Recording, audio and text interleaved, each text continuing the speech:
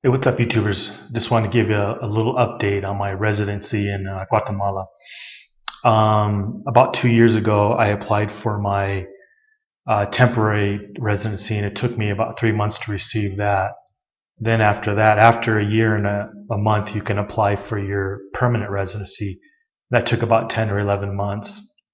I finally have my residency, but right now they're a little slow in the RENAP, in the immigration RENAP and DPI, so Um, I have it stamped in my passport. I just have to wait till I can get my ID, which is going to be a while. And I'm going to wait. You actually have to go in when you do your permanent residency to get your to watch you sign and fill out some papers right there. Then after that, you get your local ID or your DPI. So basically, what it amounts to is what I did was I started out with a temporary residency, which is where you don't have to work. You're not required to prove any income. You just have to get a police report from the U.S. Doesn't have to be an FBI background check, and it has to be certified in the States, and then it has to be certified at the Guatemalan embassy that's closest to where you got your police report.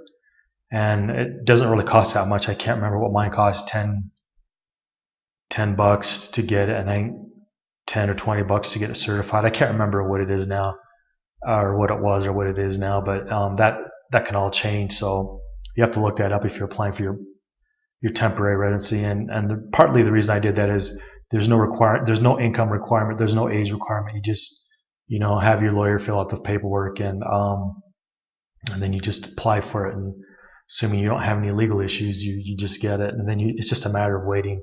The big problem in Guatemala now is they fired a lot of employees at the immigration office, and you might also have noticed the post office hasn't been open. Now I hear it's open, but I don't see any employees there, but you can pick up mail.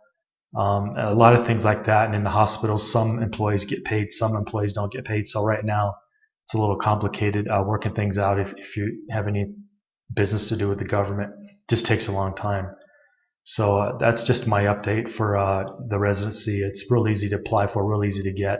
If you're willing to put your time in it, it really doesn't cost that much either, just the fees for your lawyer and your police check. And you might want to get that if you're looking to get a second passport or a second residency for whatever reason.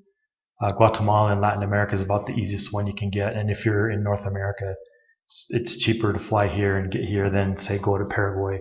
I know lots of people like Paraguay, and I have nothing against the Paraguayan passport program and their residency program, but I think it's a little easier and a little cheaper just to come here. I think in Paraguay you only have to deposit 1,000. You have to have an FBI background check, which is getting more complicated. And depending on who you use, since there's so many people flooding in, the fees may be going up. A lot of the lawyer fees are going up. I know that because I refer people to some law firms, and they've been raising their fees over the years. So it's not as cheap as it once was, but it's worth applying for if you're in Europe and you want to go to Paraguay, or if you're in North America. It's probably cheaper to go to Guatemala if you're looking for a Latin American residency. Anyways, thanks. I just wanted to give that update. Like, share, subscribe, and leave a comment. Thanks.